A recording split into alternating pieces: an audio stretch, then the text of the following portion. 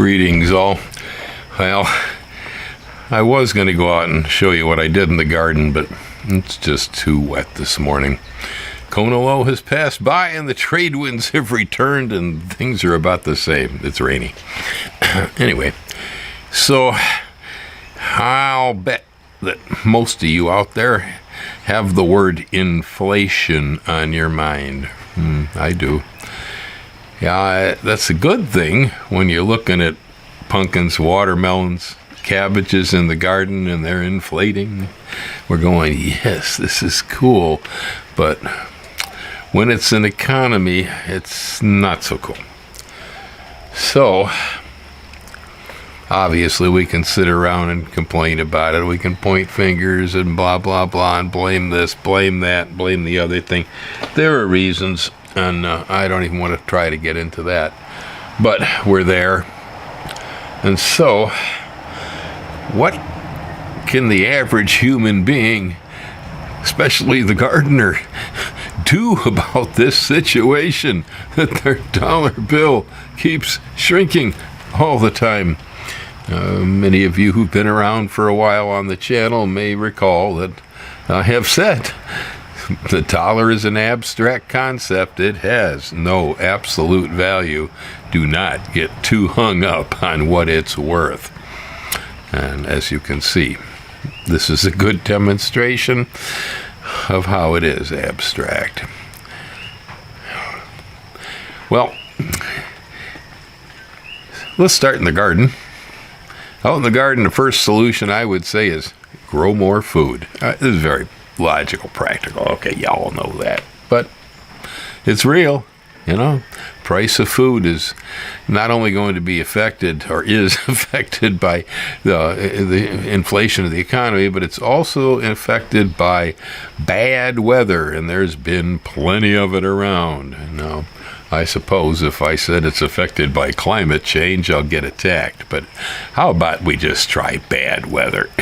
Floods, tornadoes, droughts, that kind of stuff. You can't grow cabbages when the river overflows. So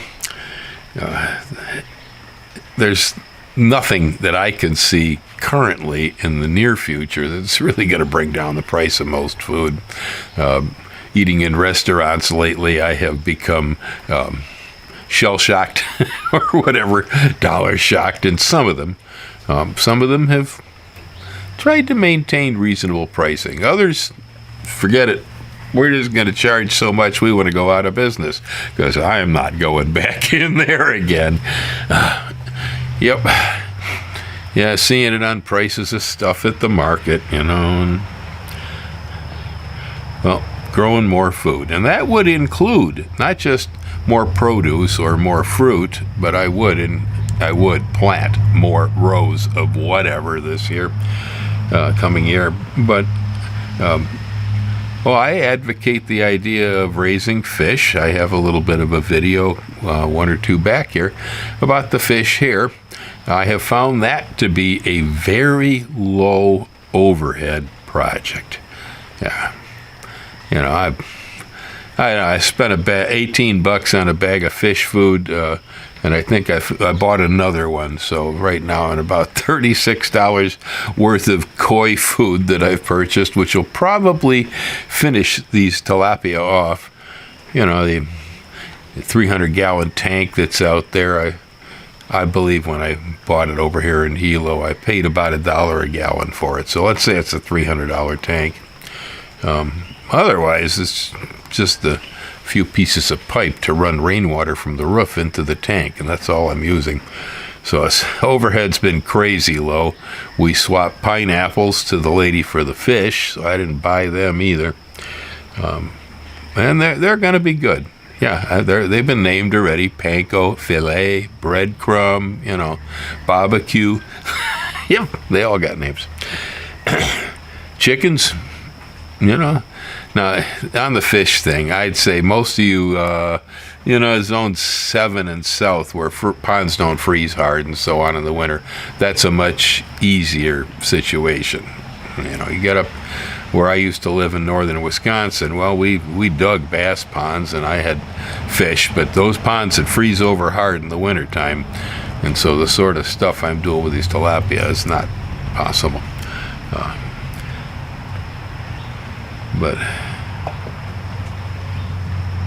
as far as chickens go, well, many urban areas allow a certain amount of clucks. They usually put a limit on this, and maybe they ban the roosters or whatever. There's rules and regulations because they can be noisy and maybe smelly, depending. If you live out in open rural areas where you don't have those kind of issues, raising chickens is an excellent idea. If you want to catch up with inflation, the price of eggs has gone nuts. The price of chicken over here is in the store is going crazy too. So most of us eat chicken. Most of us eat eggs.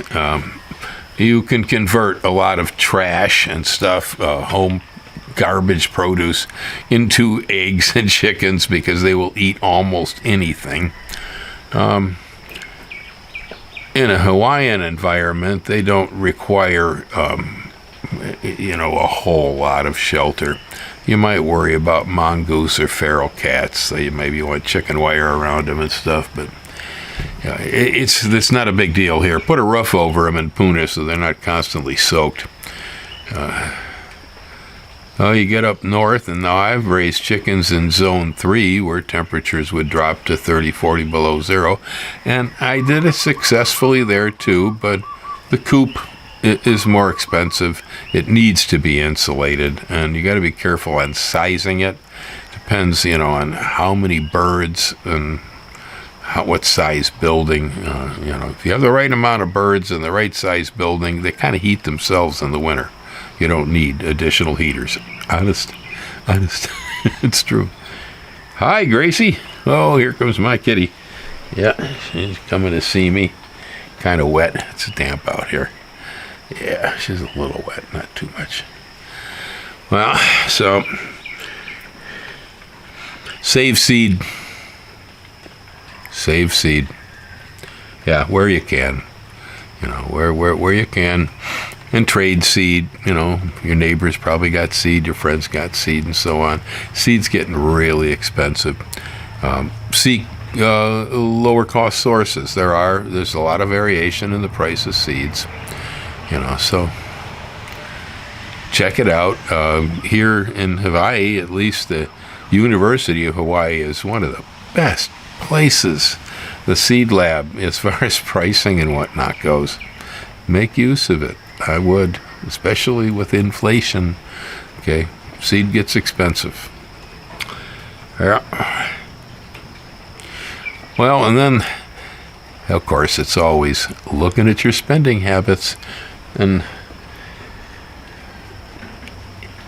I have a tendency, not always, but I have a tendency that when I take $1 out of my wallet, and I'm looking at that thing and I'm going, okay, when I place this on something, is that going to come back and pay me somehow?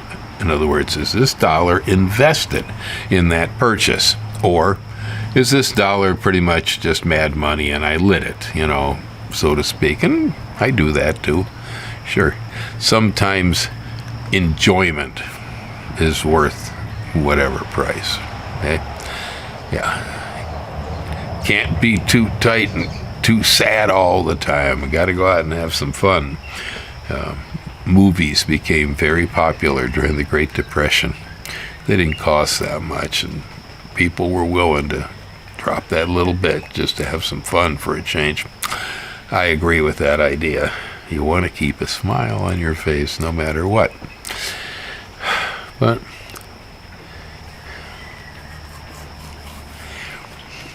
well, it's an example.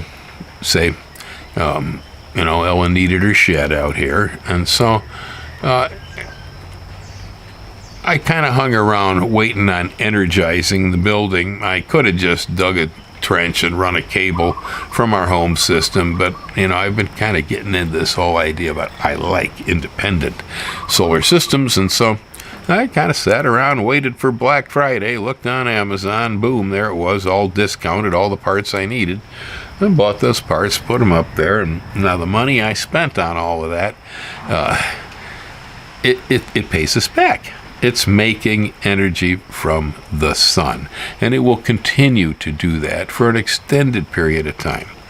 Okay, so right there, cut into the energy costs.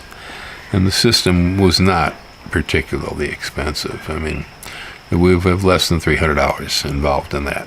And it'll run sewing machines, lights, drills, various things that you might want to use out there. I wouldn't try to plug a refrigerator or an electric range into what I built. It's not big enough. Yeah, it's just for utility shed. But here we have money put down on something that's a payback. It's like I invested in buying an EV car, and the payback has been huge.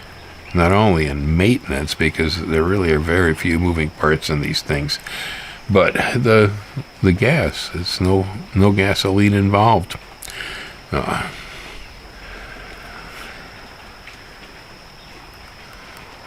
So looking at where your money goes, and ask yourself, when I spend that dollar, is it going to come back and make me two?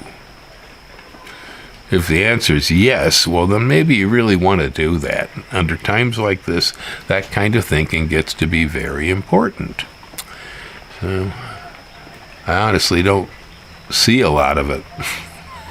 It's true, I don't. The average consumer in America is like, yeah, more TVs on sale, okay. Yeah, well, if it makes you happy.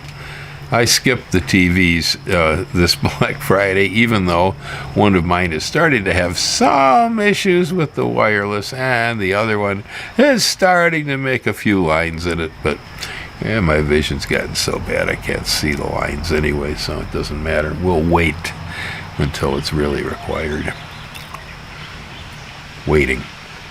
Yeah, I've been waiting a long time to put a lazy boy in. I'd have gone for it during COVID, but there weren't any. You couldn't get them. They were all sold out, and so I started using a regular easy chair with a coffee table and a pillow pulled up in front of me to use it as a lazy boy. I've kind of gotten to like it. I'm still holding off. Is that purchase actually necessary? Well, I don't know. I'm pretty happy with my chair and coffee table. Do you have to have it? That's, again, important when it comes to inflation. I don't know where's their matching money? Yeah. I hear people tell me, "Oh, I'm building my own solar system. I'm not taking anybody else's tax money." Let's see. To begin with, when I did this and I got a rebate from the IRS on it, that was my money. I'm sorry. I've been paying taxes for a long time, man. And even the little bit that I got as a rebate when I put this system in, that's just a tiny fraction of money that I kept for myself, for my own personal projects that benefited myself and the planet, and it didn't become weapons of mass destruction or some other stupid thing that the government might have spent the money on. Think of it that way, folks. You're diverting it away from other things that, corporate welfare or whatever. It's all your money. Yeah, it's your money. You paid it. I don't know where this idea that that's somebody else's money came from. That's a pretty strange thing to say. I don't know. So, take advantage of where there's matching. This installing solar systems right now, they're going to pay in the long run. Energy is not going to get any cheaper. Okay. There's a 30% rebate on that stuff at the moment. The cars, American-made stuff that's approvable, that's up to $7,500 rebate. It's kind of hard to beat that sort of thing. When you're in an inflation state and somebody's giving you some matching money, hey, And the same goes like, where you're at work and maybe you got a 401k. Maybe you haven't been putting that much money in, but maybe your employer does matching. If you're lucky, man, that's free money. And boy, that's the way to get around inflation. That's right. You take your money and you stick it places where it begins to get bigger and bigger and bigger and bigger. So it grows with the economy. It's just a very simple thing. Although I talked to quite a few people about IRAs, investing, 401ks, and all that stuff. Man, do I hear so much negativity all along. I used to be, the manager in a business, and we had a 401k, and it was my job, to try to convince people they want to get on board with the 401k. Man, was that hard work. Oh, and then even the few people I did manage, then when anything happened in their life, the first thing they want to do is pull all the money back out. You don't have a bank account? What do you...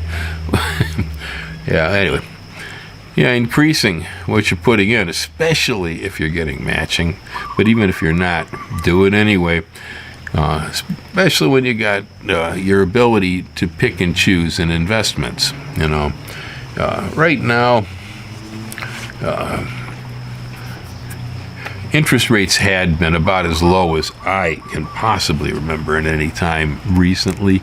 If you were lucky enough to score a home loan at that point, whoa, you're making out. Just by sitting there in your chair in the morning drinking coffee, you are making out, because interest keeps going up and going up and going up around you. So that was a good investment if you made it. If you didn't, well, you're still going to have to buy a house no matter what. I was in that position. Interest rates were terrible, really, at one time when I made a home purchase. But it's all water over the dam. It's past. None of it matters anymore. Right now, because of the high interest rates, regular CDs, certificate of deposit, have become relatively attractive. Most banks right now will let you have a CD at 4.5% to 5% interest rate on a year. That's not bad. If you have money that's been sitting in your savings account, and you're not using that, and you have a checking account otherwise to pay bills, take part of the money that's in your savings account and put it into a CD that your bank may be offering you.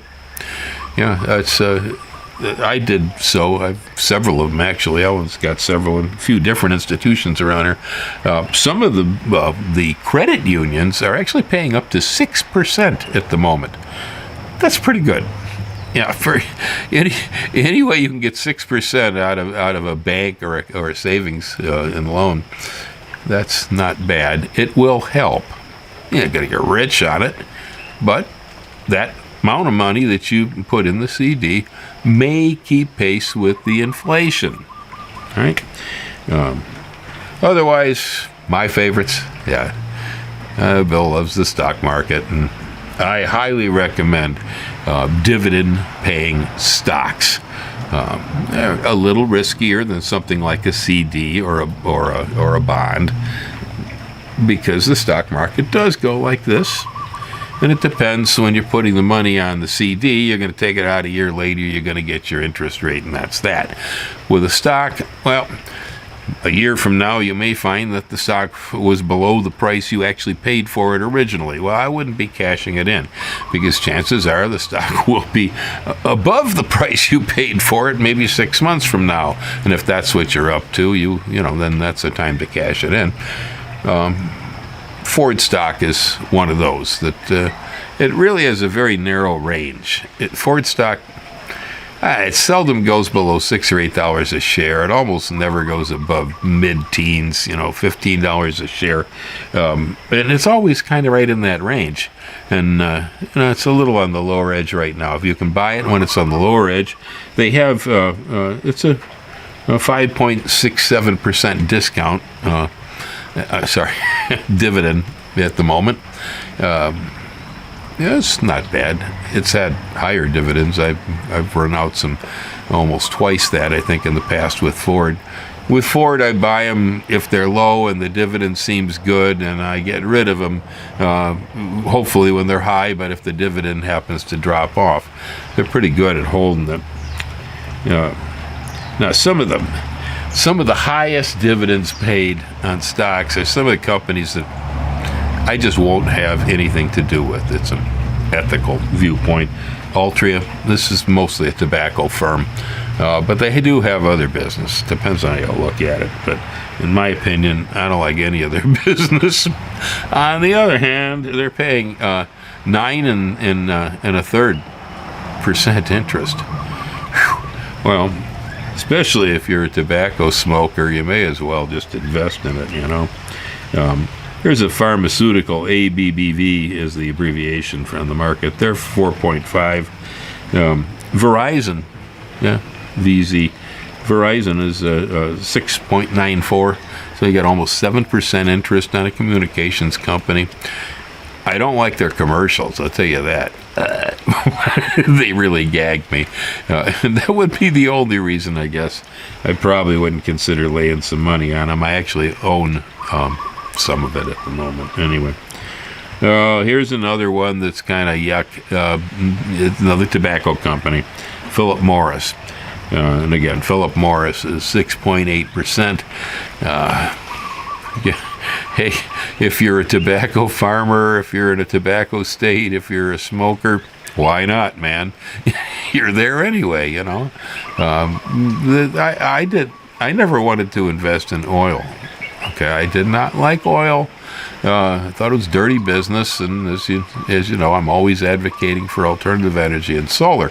So investing in oil seemed very counterproductive. But when California started raising the price of gas, up over $5 a gallon, I got angry. I felt like I was being raped at the pocketbook, and so I turned around and I invested in high dividend-paying oil deposits. I don't like the oil companies, but what I did was I bought Gulf of Mexico deposits, Alaska deposits, Canadian deposits, places where I didn't think the oil was going to be oil for blood, I figured the politics would be okay on it, and that they were local and domestic stuff. And the dividends, I made dividends off of those investments to such an extent that my gas was paid for in California the entire time I lived there by the dividends. Like I said, I don't like oil, but hey, if you're paying through the nose for it, you may as well do something to protect yourself. And I paid for all my gas using oil company dividends, folks, rather oil deposit dividends. For mostly oil trusts. AT&T, another communications company. Had them in California, hate them, big pain in the butt, but nevertheless, it's neither here nor there. They get 6.7% interest, a dividend. Now, again, when you're investing in dividend-paying stocks, if you're getting in while a stock is on the lower side, the stock will eventually grow. Almost all stocks that are worth their beans grow, period, anyway.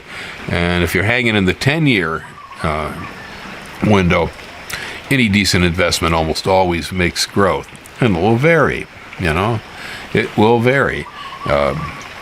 Some stocks like Amazon, for instance, and to some extent Google, these things were explosive, and so the rate of growth on those, there's no dividends there, no dividends at all, but the rate of growth was so explosive that I probably have to say with that and Starbucks and a few others, those are the stocks that really made me money over time. And because they tend to grow with the economy, they continue to make money. Well, anyway, boring stuff, right? No one likes inflation. It's still drizzling, so I can't get out in the garden yet with this camera. Maybe later on today, we'll walk around and look at what I've been doing out there. Anyway, in the meantime, I can't say you're going to enjoy inflation, but let's see what we can do about keeping up with it, okay? Hang loose. Aloha.